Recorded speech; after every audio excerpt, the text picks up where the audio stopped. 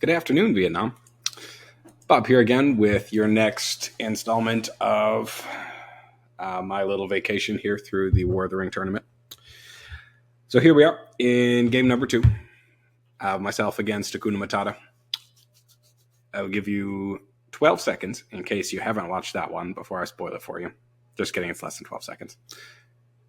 But plenty long enough at this point anyway. So I won the first one. Got lucky. Fellowship was just, they were just fast and life was good. So game 2, I'm as Shadow. And normally I'm, skipping up and down if all I have to do is dunk a game as Shadow. When I say dunk, I mean just, win. Usually dunk refers to the Fellowship. I just use it more these days. I don't know why, but I do. 1 second.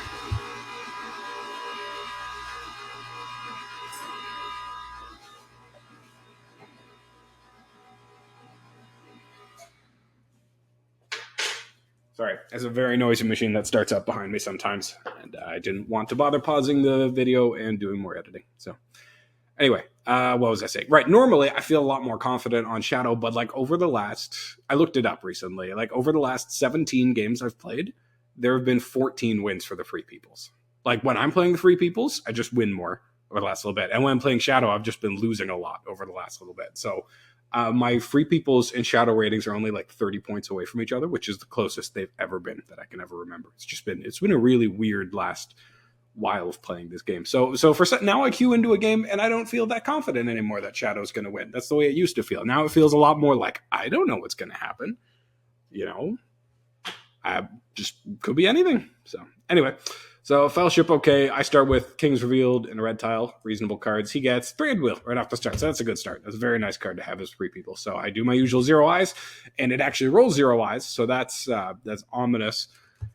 It's such a hold my breath moment because rolling 0 eyes is either the best or the worst outcome. If they roll 4 movement, it's the worst possible scenario. If they roll 0 movement, it's the best possible scenario. So he rolls 2 movement, which is fine. That's in the middle. That's fine. That means he either gets 2 movement and he doesn't get hit, which probably wouldn't have happened anyway if there was 1 eye there. And it does allow him to use a ring and move a 3rd time. But if he does that, then he has, less rings to move and try to kill Gandalf later. So anyway, this is me defending my 0 eyes policy again because there's enough talented players out there that disagree with me that I still feel like I need to voice my opinion on this all the time. Obviously, putting 1 eye in isn't a reasonable choice. And also using a ring to move again on a turn like this is also a reasonable choice. Anyway. Okay, so he's passing. I mustered Isengard down. I drew a card. Yeah, just with Palantirs early on, I like to try to draw more strategy cards. It would certainly be reasonable to play the red tile here or to draw a character card, but in general, I like to try to cycle hard for, Orcs Multiplying, Shadows on the Misty Mountains, Corsairs, many Kings to Mordor. Yeah, there's some good early mustering cards, and especially Corsairs. They're all just very useful cards for accelerating a win. So I draw 2 cards. Neither of them are particularly playable, but they're both decent combat cards. So anyway, Fellowship moves and is safe, shockingly. So I'm doing the usual doing Lorien. Fellowship moves again.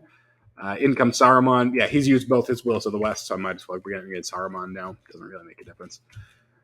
Let's see. He draws a card here, which is reasonable. You could... Yeah, that might be the right call. I think I would rather draw a strategy card personally, but drawing a character card can be good too. Yeah, because you could play Thranduil here and get the cycle into 2 more strategy cards, but then tipping your hand that you have Thranduil does give the Shadow player more information. So instead, I might do something else instead of, rocketing this army up towards the dew line, but maybe you could argue that that's worth playing a card then, but at the same time, it makes sense anyway. I think it would have also been reasonable to play Thranduil there. It's one of those choices, it makes sense either way. Okay, so I continue moving armies, and then he uses a ring to move again. And, yeah, the Barad-dûr army makes its way out to Daggerlad. I draw 2 more cards. I get New Powers Rising and another red tile. So I'm a little bit wishing I'd played a card because then I'd be on 4 cards right now instead of 6. But at the same time, if you cycle hard and you get a couple cards you don't like very much and Corsairs, then it's very fine to throw those out and hang on to Corsairs. So yeah, it's like everything else in this game, a gamble. Yeah.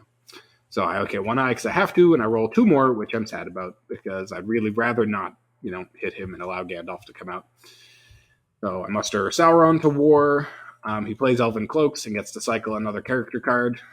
Wow, great company. There and back again, House of the Stewards. 3 brave stands in hand in turn 2. I'm not sure if I've ever seen that before. That's crazy. It's kind of begging you to separate some companions, but at the same time, like, it doesn't actually make sense. Like, you have 2 character dice, you want to move with both of them. Like, anyway, yeah. So I shuffle along my wee little armies. Fellowship moves, and they get hit, and it's a 3. So I was definitely cheering for a 0 reveal here. Just because, like, on step 4, if he got revealed past Moria, 0 reveal into, like, an eye, then that would be great because he'd be revealed and he couldn't kill Gandalf. But it's a 3, which is the perfect tile to kill Gandalf on. So that's a little bit of a bummer for me. But depending on how corruption goes, that still might be good news for me. Just the fact that, corruption damage was done. Anyway. Then he moves again and he gets hit twice. So I'm really excited for an eye, but it's not an eye. It's still 2 reveal, but would have been nicer for my prospects if it had been an eye instead anyway. So he just takes the 2 damage and declares through Moria and draws a 1. So that's pretty reasonable both ways. The Barad-dûr army continues going towards the Dew line. He hides the Fellowship, and I get to sneak into Old Forest Road. So that feels nice. You could make an argument that maybe last turn, if he'd moved with the Palantir and then used that hybrid die to place a regular there instead, that like maybe you'd have a chance of playing advantageous position and sneaking into Woodland Realm, but usually he just dies anyway, though. So anyway, yep, on we go. So I pick up a Sealer's Bane and Shadows Gather. So this is, very much a downside. I regretted a couple times this game anyway, not picking up another card instead of playing that red tile, because now I have 8 cards, pretty much all of which I would like to keep, and I have to throw out 2. So, yeah. Please send your condolences. Very poor me, How unfortunate to pick up good cards. Anyway, he picks up Tom Bombadil and We Prove the Swifter. If I had to guess, I'd guess he chucks out House of the Stewards. Okay, so I chuck out King is Revealed. That seemed the most obvious choice to me because I have a use for Devilry of Orthanc here because I'm going to be attacking Lorien soon. So that's like 1 for free as opposed to having to paying a unit to increase my attacking power. Like, Devilry of Orthanc is just better to me. Yes, you can increase it by 2. So in the right circumstance, that's very useful. But on the whole, I'm not a huge fan of Relentless Assault. And then I have to pick another one. So I could throw out a red tile just to keep these cards, but I kind of also feel like, these are all decent combat cards. So I think I throw a Devilry of Orthanc here. He chucked there and back again. That's also a reasonable choice. Okay, so I put in 1 eye and I roll 3 more this time, and he rolls a perfect roll against that.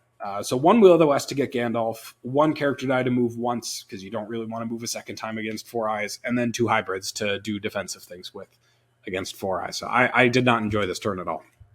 So in comes Gandalf. I did, looking at my dice, the one thing that I can still do here is I have 4 dice total, 1 muster, 2 attacks, and a Palantir die.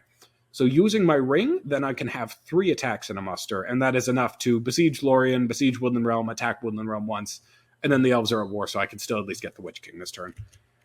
Not, fantastic, and now I still have a full hand, and I, don't have a ring anymore, but at least I'm getting the Witch King. So the Fellowship moves, and he gets hit twice, and once again, not an eye, but it is a reveal, so that's nice. Might as well reveal them more rather than less, right? As a shadow player, that seems like a good idea. Okay, so I besiege Woodland Realm. He plays Thranduil's Archers. I cry about it for a while and cycles into Celeborn. Wow! Just specifically 1 elf cycling into the next one after I just besieged both of them. Oh, that feels really good. That feels really good. Okay, so I use the ring to change to a character die, and I attack Woodland Realm. So I play a strategy card. He plays a strategy card. Desperate battle against Tom Bombadil here. That's a good Tom Bombadil. Turns out it doesn't matter because I don't roll any 5s, so I get 1 hit, and he gets also 1 hit. So turns out I'd have been better off if I hadn't played Desperate Battle, but oh well. So I don't press because, I'd rather wait for the Witch King to show up before I attack more, just to have more leadership, maybe, bring an extra Nazgul or 2 over. He hides, and now in comes the Witch King, and all the orcs rejoiced. So I pick up Foul Thing from the Deep and Orcs Multiplying again. I'm an absolute clown. I don't know if you've noticed, but I'm not a serious person. I'm just a clownfish. Yeah, so Orcs Multiplying, a couple turns ago would have been great, but now I like everything else even more, because like armies have already left Dol Guldur. The 3 orcs there are a little awkward, so I end up chucking Orcs Multiplying. He draws There's Another Way and Path of the Woses. I think I'd chuck probably House of the Stewards here. Yeah, there goes Orcs Multiplying, and there goes Great Company. Yeah, similarly, you're not really planning on separating either of them at this point. So, okay, in goes One-Eyed. No more eyes rolled, so I'm hoping for 0 movement, but he rolls 4, so that's alarming. He could get to Mordor this turn, but he would need to get only revealed once, and that's, of course, assuming I don't have Crow Weather, which I don't, but yeah. You never know. Maybe I could cycle into it. And I do only have 1 character die and 1 Palantir, so that's something to consider anyway. So he moves, and he's safe. I play Foul Thing here because, I only have 2 abilities to play character cards this turn. So I've got to hold on to 1 because I want to threaten Cruel Weather this turn anyway, because, if I cycle into it. So I decided to play Foul Thing here because if I am going to get lucky and get Strider, I would rather get him now before they get revealed, is my thinking. So anyway, that's my hope for stalling the Fellowship this turn. So I get the 1 reveal, which is the perfect tile for this because he has to take a random and it reveals him. The other 2 reveal and 1 reveal were already gone. I hadn't appreciated that. That is absurdly lucky that I got the 1 reveal. So the dream is to draw into Strider. That's the best scenario, but I get Legolas, which is okay. I'm not going to cry about it. I'll cry about it a little bit, but yeah. So then he uses a character die to hide. So I was a little surprised by that, but I guess he figured, that having to move 3 more times, it was pretty likely he was going to get revealed on the next step or 2, I guess, or that maybe I had another card to mess with him, like Cruel Weather or something. So I guess he wanted to keep his hybrid die here to hide the Dwarf Regular or maybe protect Rohan. Personally, I think I would have hid with the hybrid die and tried to get to Mordor this turn. It just sometimes you get lucky. Sometimes you just yeet right into Mordor and it feels good. So seeing that he could still make it to Mordor, I decided to move Nazgul around. So I put 1 on him, so it makes his future movements, twice as likely that he gets hit. Especially when it's only 1 eye in there, that's a pretty significant increase in likelihood. And I'm bringing extra leadership to Woodland Realm, so that helps too. He passes. I muster the Saldarans. He passes again. I finish getting the war. Then I muster 1 Oliphant in South Rune. Fellowship moves, and they get hit, and it's a 0 reveal. So turns out I didn't need that Nazgul there anyway, but oh well. Also, shockingly, he has not hit a single eye, but he's been revealed 4 times. He's hit every single regular revealing tile except that other 0 reveal now. So it's just funny when stuff like that happens, So he thought for a bit here and then ended up doing this. So yeah, so he got some value out of that. If he'd had scouts in hand, then I think it would have been a simpler choice to use that to hide. But yeah, it feels good to keep your stronghold safer. Yeah, so Southern armies move into Iron Hills and into near Harad there. Fellowship hides. And I besiege Erebor. They're 1 step closer to war. So I draw yet another red tile. So it's turn 5, and I have 3 red tiles in hand, which is pretty nuts. I'm less excited about Many Kings since I just moved those armies away, and I'm also not as excited about Isildur's Bane because of the unusually high eye percentage. Like we've drawn 6 tiles out of there that are all regular tiles. So now it's 4 out of 1, 2, 3, 4, 5, 6. Yeah, it's 40% chance of drawing an eye. So I really don't want to bother spending it. An action doing that. If I'm spending Palantirs on corruption, it's going to be checking all these red tiles in there. But it's still a good combat card, so I don't remember which one I check here. I think I check Medikings. It feels bad because it's such a great combat card, but I figured, so is Cruel as Death, so is Mumakil, and the red tiles are all important. I've lived to regret throwing out red tiles so many times that I'm trying to not do it as much. And if I want to play one for the Great Host, I still have New Powers Rising, but New Powers Rising, I have the option of playing it as an event, which might be very useful, whereas I don't think I want to play Many Kings for the mustering anymore. So anyway, that's why I made that choice. What did he kill? He chucked House of the Stewards and Paths of the Woses. That makes sense. What did he get? Hammer and Ents. Not bad. Okay, well, that makes me glad. Well, never mind. I won't spoil anything. So 1 eye in, another eye rolled, and he rolled 0 movement. So that feels so bad. Yeah. Yeah, that's just the game being very frustrating. To be fair, at this point, I think he'd had unusually high movement. Yeah, after this turn, he's down to -1 on movement. So that's, that means it's not terrible luck overall. It still feels like really bad luck right now. Because if he had even one character or Will of the West, he'd have a very good shot at moving once and, hiding if necessary, and then moving again with a ring and getting to Mordor next turn. But as it is, unless he, somehow separated all companions and then played theirs another way and used a ring to move, like there's no way he could get to Mordor this turn. And he only has one Palantir, so that's not. Interestingly, he had the cards. He could have done that. That would have been nuts. Just like put Strider and all these guys in Minas Tirith that used theirs another way. Oh, that'd be so funny. That might actually have been a good play if he'd had a second Palantir. I don't know. The problem is I'm not really going towards Gondor anyway, so all the companions there would be a little bit useless. Anyway, he thinks about it. He musters Gondor down a step. That's a reasonable option because he's got 4 musters here. Anyway, and the Southrons are at war, and he doesn't know if I have Corsairs or not. So, rocketing Gondor to war and mustering up Dol Amroth would be an entirely reasonable choice. So I go after Woodland Realm because, I don't know, gotta get something done. I guess I'm playing Isildur's Bane here, against Valor. So I get 1 hit. Always sad seeing those 5s on the rerolls when you played Cruel as Death. Just like, come on, man. You were this close. You just had to be 1 row higher and you'd have been hits. And he gets 2 hits back. So that's it's not great. I press. I draw into Orc Patrol, and I decide to play that too because, I didn't think Isildur's Bane was worth playing, so might as well play this one too. And he plays... I was a little surprised that he played Theirs Another Way here, but I guess he felt that it was unlikely he was going to get down to Gollum in time for it to be useful. And a heroic death... I think there's a lot of value to seeing that your shadow opponent is out of elites. So every single attack is going to cost them a whole die, like they can't press it. Stalling to consume another die is worth quite a bit. So anyway, I roll 3 5s this time. So it exactly stalled me out by a whole nother attack. Assuming my next attack works. If I have bad luck, it might stall even more. Okay, so I attack Woodland Realm again, and I use Great Host this time because, I don't know, I don't want to play that game of, it's 10 dice, it'll give me a 6. Oh, no 6. Oh, it's another 10 dice, it'll give me 6. Oh, no 6. Just like, it's easy to waste a few attacks if you just get bad luck like that. So I just wanted to, finish with the Great Host and move on to Erebor. Anyway, so he gets 1 hit back, and that's that. I draw into Rage of the Dunlendings here. So what I was thinking before with him picking up, Amber, Ents, and he had Pass of the Woes too. Like, I'm kind of glad I didn't go after Rohan, but it would have been a mess. Okay, Dale from Witch King.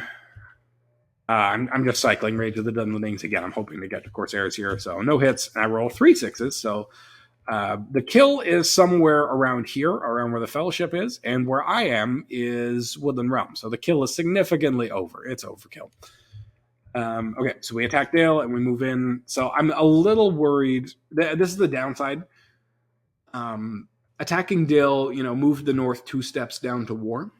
So this is arguably a very poor choice anyway, because now he could just muster once and start mustering in Carrick, and this is a mess.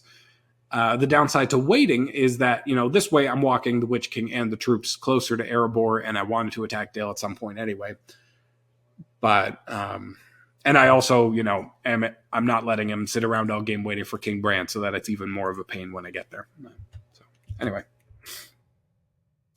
he plays We Prove the Swifter here, which is pretty cool. So Gimli goes to Erebor, and that's looking a lot less appetizing. So I'm also having nervous thoughts of, does he also have Dane? Is this army with the Witch King not enough anymore?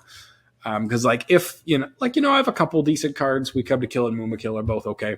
So maybe it'll work, maybe it won't. Really depends on the dice, So anyway, I muster up more in Mir Harad because I'm gonna walk this army to Erebor anyway, so I might as well move this army out to West Horondor. That's my thinking.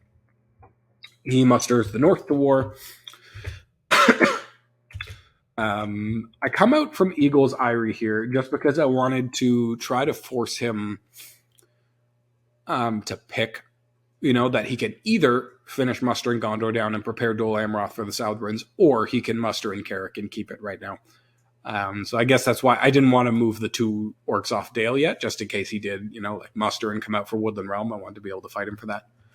So, right, this is coming back to me why I didn't do that now. But he instead decides to do a little bit of sneaky sneak over here in Eden Moors and South Down. So if I had carried on with my plan of, maybe using this hybrid die to just attack Carrick, then, with his other hybrid die, he walks to Mount Graham into Holland, and then next turn he can walk into Moria and Mount Good to Bad, and he's on 4 points, and I have to drop everything and desperately turn around to reconquer Moria. So that is a way to buy time for sure. So with my character die instead, I decide to move Nazgul leadership 1 to Eagle's Eyrie, just so it's more likely to win Carrick next turn, 1 on the Fellowship, and the rest down to the Southrons here. Because I officially feel like I need backup to finish Gimli, so I might as well go somewhere else that's weak first. That's my thought. So then he moves to Mount Graham and to Holland, and I muster 1 orc in each. So after the game, he said this might have been a waste of time, but it did waste a hybrid die from myself anyway. Like I would have rather spent that attacking than defending. At the same time, those 2 hybrid dice he could have been mustering in Carrick and threatening to retake Woodland Realm or Dale. So it's hard to say. You only see how it went the time that it went anyway. Okay, so I continue drawing cards that I don't want to throw out and having to throw out some of them. So I think I chucked Devilry of Orthanc here. Which I know Threats of Province is like a meme level trash card, but it's still Devilry of Orthanc, and I have Lorien here that I'd like to use it on. So anyway, so I say 0 eyes because I feel like I'm probably going to roll an eye anyway, and I would rather have more attacks than corruption power right now. So I roll 1 eye as expected, and he rolls 2 movement this time, so he should be able to get to Mordor this time. What does he do first? First, he plays Athelos. That makes sense. And he gets 3 healing. So good job, Strider. 2 of those would have been not healing, unless for Strider here. Also, with candles showing up, I was getting excited about corruption. After that triple healing, it's like, okay, nope, not bothering about corruption. So I decide to attack Carrick first here, just because, I don't know, if he does muster here, it might turn into a mess. So anyway, that's why I'm going after Carrick. But I don't get a hit, and he does get a hit. So that is 10 out of 10, a bummer. I decide to press... just in the hopes that I get a hit and he doesn't. He retreats to Rosgabel and I conquer Carrick. So he might still, retake it or go after Woodland Realm. Yeah, anyway. So I attack Pelargir. I see that he only has 1 muster, so I'm just running after Dol Amroth this turn because I have enough attacks to try to pull it off anyway. So I'm cycling candles here, just hoping for cruel weather, really. I get my 1 hit. He doesn't get a hit. So that's that. So then I muster an elite in South Rune, and then I got a little annoyed here because I realized I'm out of Oliphants to muster. I wanted to muster a second Oliphant here, but I'd already mustered them all because there's 2 in Erebor, 1 here, and then 3 more in Pelargir, and there's only 6 for you. So instead I put a regular here and a regular in South Dunland because since I get to do a half movement with this army to Lamedon, I wanted to bring more troops towards the Dew Line to help with Erebor with the other half movement. So Fellowship moves, and they're safe. Witch King moves to Dol Amroth, and the other armies move out there. He musters once in Dol Amroth. I besiege Dol Amroth. He moves again, and he gets hit. Good job, Nazgul, and it's an eye. So it's 1 reveal.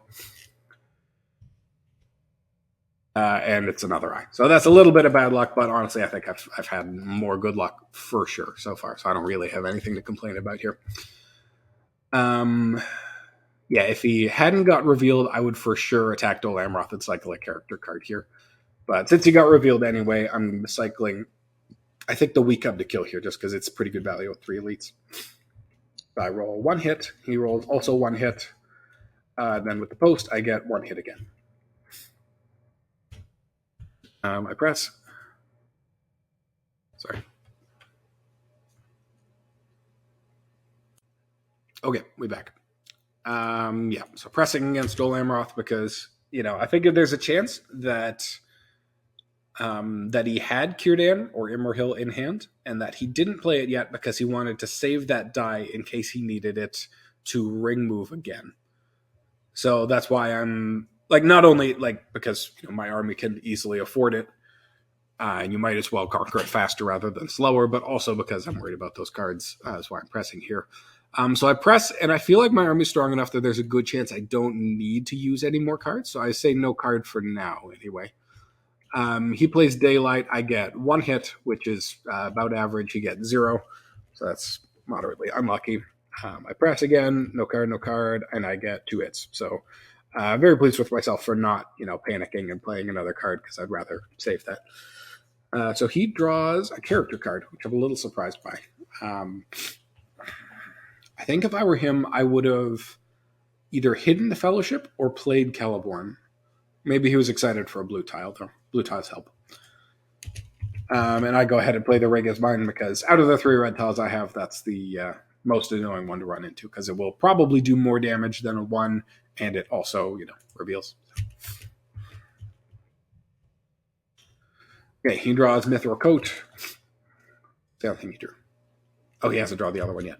I get Balrog and Ologhai. Very happy to see Balrog. That is a perfect, what do you call it? Lorien taking card. He draws Spirit and Mortar. That's a helpful card too.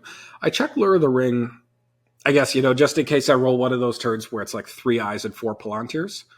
No, that doesn't make sense. Right, I was justifying why I kept the red tiles but chucked Lure because I feel like I have enough combat cards. Like I have Durin's Bane and that Deadly Strife We Come to Kill Mumakil. Like the We Come to Kill Mumakil is great over here. Durin's Bane is great there. Deadly Strife could go in either one. So I'm thinking I hopefully have enough combat cards. Yeah. And Lure of the Ring, at this point, maybe if he randoms and takes and loses the Hobbits, then I might have been tempted to play Lure of the Ring. But right now it's, 3 out of 4 odds that I'm just accelerating him towards Gollum. Anyway. Okay. In go the tiles to the HUD pool, Fellowship okay. 1 eye in, 2 more rolled, and a few attacks. So it's pretty thin margins here. So I could use these character dice to quick chuck in my red tiles and hope for the best. But at the same time, the pool is big enough, and he still has Strider and a couple rings, that there is every chance that he could dunk next turn. And if I put in the red tiles and he just misses them, then that's not great. So the question is Shadow Player when, there's a decent odds that the Free Peoples could win next turn is, can I win this turn? And, do I need to try to pursue that? So I decide that I think I do.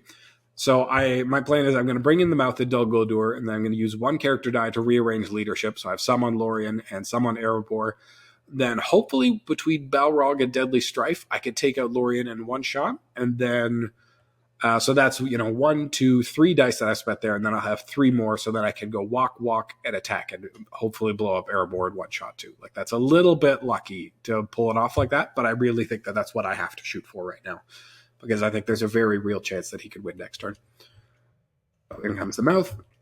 He moves the Fellowship, and it's a 1. That's a bummer. Would have liked to see an eye or even the red eye. But anyway.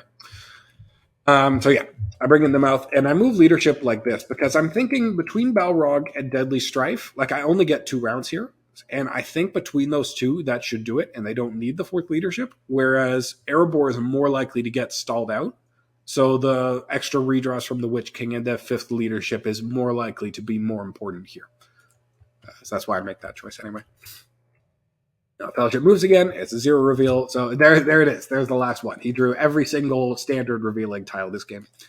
There you go. So I attack Lorien, and here comes the Balrog, and he gets 3 hits. So that was a nice switch up for me. The last little while I've played Balrog, he gets 1 or 0 hits. Getting 3, that feels so good. It feels so good. And then I roll no more 6s, and he rolls 1. So now I press, and now it's a tough choice. All these combat cards are useless except for Deadly Strife. And I only need 2 hits. So Deadly Strife feels like overkill, but not Deadly Strife feels really risky. Because if not Deadly Strife, then I'm asking 8 dice for 2 6s, which isn't insane, but isn't quite promising either. So I end up playing Deadly Strife, and he plays Advantageous Position, and I just rolled 2 6s anyway, so I didn't need Deadly Strife after all. So that's, yeah.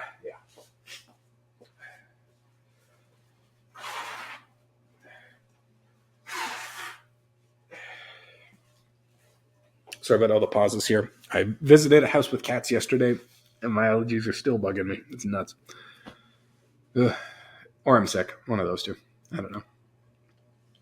So anyway, it feels bad that I use Deadly Strife here, but at the same time, I don't know how many rounds I'm going to have up in Erebor, but like I want to open with We Come to Kill, and then I want to play Mumakil, and I'll have drawn another card from the Witch King. So who knows? Maybe I didn't need the Deadly Strife there.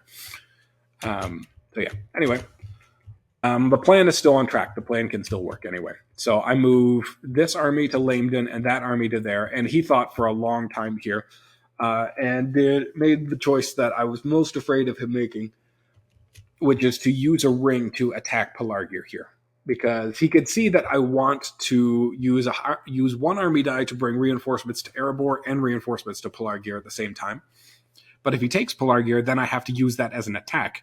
And then this 5-2 army has to take Erebor in one shot for me to win this turn. So I think that's absolutely the right call on his part. So he attacks Pelargir and says no card, and he doesn't get a hit. So I feel like I really need to get a hit right now. If I get a hit, then I have a decent shot at winning this. But I don't get a hit. So he presses, and I stay, and he gets no hits again, even though he hits on 5s now, and I also don't get a hit. So it's a real Stormtrooper showdown down here. He presses, and I stay, and he misses again, and I finally get a hit this time. So now it's such bad luck. Let's see. He rolled 1, 2, 3, 4, 6 dice now, any of which would have hit on a 6, and 4 of which would have hit on a 5, and didn't get any hits. So that's Osgiliath living up to Faramir sortie level here, and he misses, and I get a hit. So that's just nuts, man. That feels so bad. Spending a ring on that and not succeeding is just, it feels bad. Yeah. So anyway, now I could carry on with my plan of reinforcing Pelargir and reinforcing Erebor, and I was really scared he had Dane here, but he doesn't. He uses a Palantir to hide instead. I think if he'd had Dane here, that would have felt so bad, because like this conquering that is doable, but a little scary. This conquering that, but with another elite and another leadership is just like, I'd need to get really lucky to pull that off. So, but we try anyway. So here we are attacking Erebor. So I open with We Come to Kill, and he opens with Daylight. He mentioned later on that he wasn't sure if this was a mistake or not. He thought about playing Celeborn for reinforcing Lorien, but decided to save it specifically for being a Daylight to help defend Erebor. So, which I think is a reasonable choice anyway. 2020 hindsight, I got 4 hits with that Deadly Strife anyway, so it wouldn't have saved him in that way.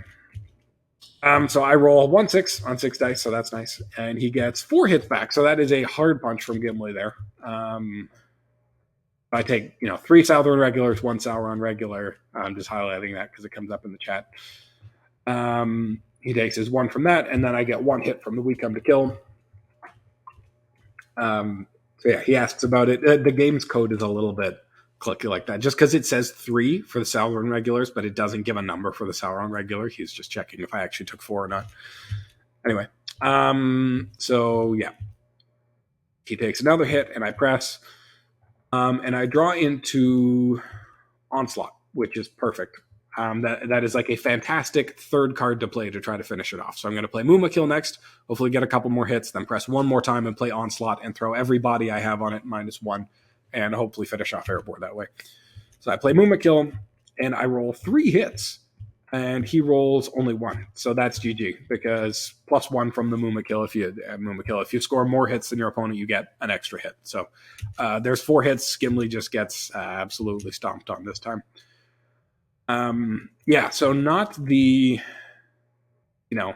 most skill heavy final victory on my part anyway. Just roll a 4-hit Mumakil, easy. But yeah, no, I think well played on his part. Attacking Pelargir was 10 out of 10 the right call. It's really bad luck that didn't work. If he'd done that, he would have had very good odds of holding on next turn, and if he rolled even 2 movement next turn, he'd have a good shot at making it, because he still has Strider to hide and another ring to use. So that being said, I would be, all hands on deck chucking the red tiles in there. So maybe he'd have hit a red tile, but he also had Mithril and Sting in there, and there's 5 non-revealing tiles in there and only 5. So it would have been close anyway. It would have definitely come down to the roll and the tile draws next turn. if I had not succeeded in taking Erebor. But anyway, that's the end of my round. My next opponent is Magic Geek. He already won his round, so I've never played him before, so that'll be interesting. Yeah. Oh, no, statistics, Bob. Gotta look at statistics. Wonder how many videos I've said, come on, Bob, gotta look at statistics at the end. It's a lot, anyway. So let's see, +2 on 6s for me, +4 on 5s. That's pretty good. Overall neutral, like just +2 and -2 for hits for him. -2 overall in movement for him, +2 overall in attacks for me. So just, yeah. And also just when different things showed up, yeah, luck was on my side. Like, it wasn't the most one-sided game I've ever seen. Like, if he'd rolled even one more movement that turn, this might have been a turn 7 Free People's Ring victory. Just being in Mordor a whole turn earlier helps a lot. But yeah, no, well played. I know he played in the Lord's Middle-earth tournament last year, so hopefully I'll see him then. Anyway, thanks for watching. See you next time.